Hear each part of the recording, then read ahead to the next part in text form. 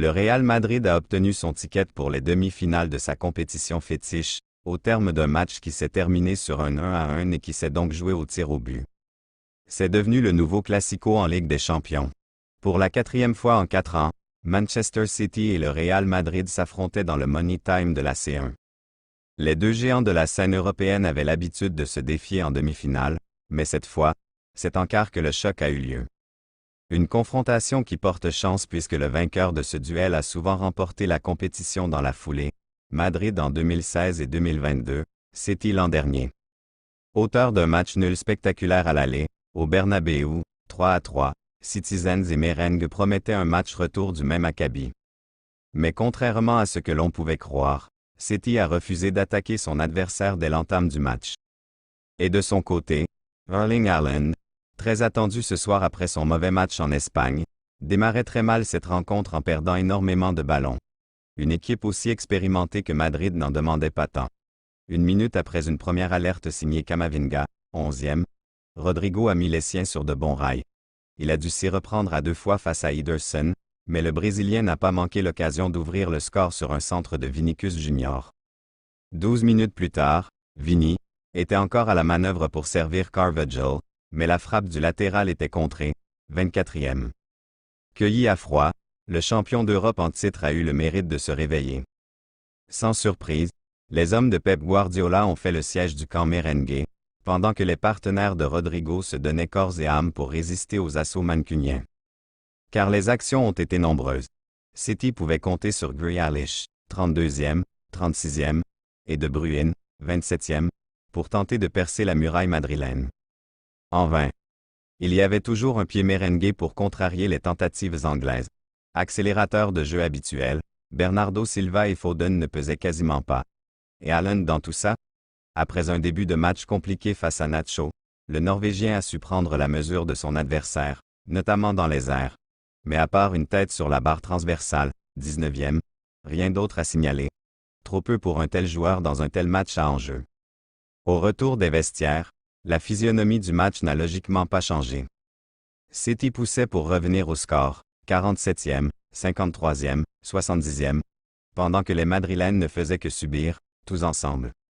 Un sens du sacrifice qui a toutefois failli être réduit à néant après une mésentente entre Nacho et Lunin qui a failli accoucher d'un but contre son camp gag du défenseur espagnol, bien pressé par Haaland, 51e.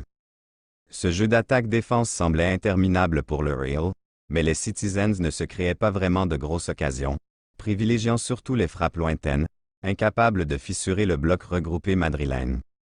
En face, Ancelotti et ses hommes récitaient leur partition en jouant tous les coups comme de vieux briscards.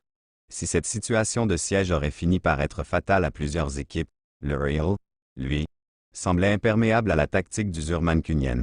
C'était sans compter sur un absent de taille au match aller, De Bruyne.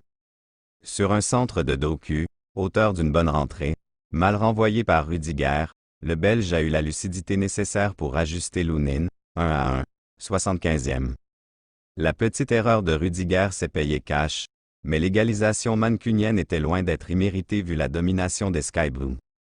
KDB a ensuite eu 2 grosses occasions pour tuer le match, 78e, 81e, sans réussite. Madrid jouait la tête sous l'eau et n'avait plus aucun circuit pour sortir le cuir. Complètement asphyxiés, les visiteurs continuaient pour autant à faire les efforts. Mais jusqu'à quand? Une chose est sûre. La résilience madrilène était à saluer à l'heure où l'arbitre de la rencontre envoyait les deux équipes en prolongation. Un peu de rab durant lequel Rudiger a bien failli climatiser tout un stade juste avant la pause, 105e, mais la frappe de l'Allemand ne trouvait pas le cadre. Avec 2 équipes essorées par un tel combat, il a finalement fallu attendre la séance de tir au but pour connaître le futur adversaire du Bayern Munich, qui a battu Arsenal 1-0, et à ce petit jeu, ce sont les Merengues qui ont gagné. L'homme du match. Lunin, 8. Quel match pour celui que personne n'attendait à ce niveau. L'Ukrainien a signé une belle première période, étant très sûr et serein dans ses interventions. On peut même dire qu'il sauve les siens, avec une belle parade sur une frappe pleine de vis de De Bruyne, 27e, ou sur ce corner entrant du Belge, 45e. Rebelote en deuxième période avec plusieurs interventions décisives, comme cette sortie aérienne suivie d'un arrêt sur Foden, 52e, ou ce tir de Grealish bien capté, 70e, il ne peut être tenu responsable sur le but de l'égalisation. 120 minutes de haute volée, puis, au tir au but. Il a arrêté la tentative de Bernardo Silva, mal tirée certes, puis celle de Kovacic. Masterclass. Manchester City Ederson. Hormis le but encaissé en 2 temps, le portier brésilien n'a strictement rien eu à faire sur ce match, sauf pendant la séance de tir au but, durant laquelle il a arrêté une seule tentative, celle de Modric, et transformé la sienne. Walker. Il a lâché le marquage de Rodrigo sur le premier but du Real, mais sa vitesse a bien aidé dans la gestion de la profondeur, et à plusieurs reprises. Impressionnant physiquement, tant sur la vitesse que dans la répétition des efforts, Walker a été très précieux. Diaz. Il s'est fait avoir à 2 reprises sur l'ouverture du score du Real, d'abord sur le double contact de Bellingham, puis il était trop loin de Vinicius sur le centre. Souvent pris dans son dos, le Portugais s'est montré en difficulté dans la gestion de la profondeur, surtout en première mi-temps. Il n'a quasiment rien eu à faire ensuite, mais sa présence haut sur le terrain a gêné les Madrilènes. Akanji. Son rôle hybride a été utile en situation offensive, libérant De Bruyne du marquage, mais aussi défensivement, où il veillait au grain lorsque les contres éclairs du Real s'armaient. Son travail de l'ombre a été important. Remplacé par Stones, 112e.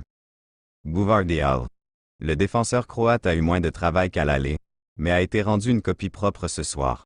Rarement mis en difficulté, le latéral avec une fonction de défenseur central s'est contenté d'appliquer ses tâches défensives. Rodri. La plaque tournante de City a repris le contrôle du jeu. Moins bon qu'à l'accoutumée à l'aller, Rodri a haussé son niveau de jeu ce soir. Il a initié les offensives de son équipe, en proposant des relances très propres. Appliquées. De Bruyne. Très mobile ce soir, le Belge avait à cœur de se montrer après son absence lors du match aller. Il a su se démarquer plusieurs fois, se créant, presque tout seul, des situations de passe ou de frappe. Il a profité d'un mauvais dégagement pour Fusileur Lunin et égalisé en fin de match. Remplacé par Kovacic, 112e, qui a manqué son tir au but. B. Silva. Aligné dans l'entrejeu, le Portugais a initié le jeu loin de la zone de vérité. Il a inversé les rôles avec Foden dans le second acte, passant sur le côté droit, mais n'a pas été transcendant. Son volume de course a en revanche été très utile. Il a manqué de lucidité lors de son tir au but, complètement manqué. Foden. Exilé sur le côté droit au coup d'envoi, l'Anglais n'a pas eu le rayonnement habituel. Plus à l'aise quand il a évolué dans l'axe en seconde période, il a cependant eu du mal à exister ce soir. Il a transformé, avec calme, son tir au but. Grealish. L'ailier a plusieurs fois pris à défaut Carvajal, grâce à ses dribbles.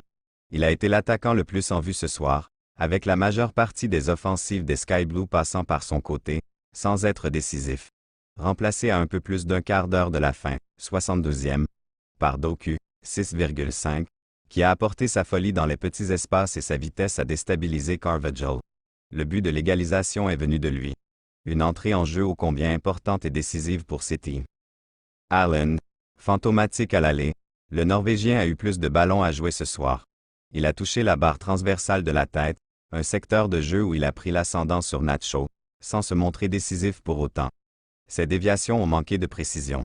Mieux qu'à l'aller, mais les Sky Blues peuvent en attendre plus. Remplacé par Julian Alvarez à l'entame des prolongations, qui a transformé le premier tir au but de la séance. Real Madrid Mendy. Prestation plutôt honnête pour le latéral gauche français. C'est en partie grâce à lui que Bernardo Silva n'a pas été spécialement bon ce soir, puisqu'il a bien neutralisé la star portugaise.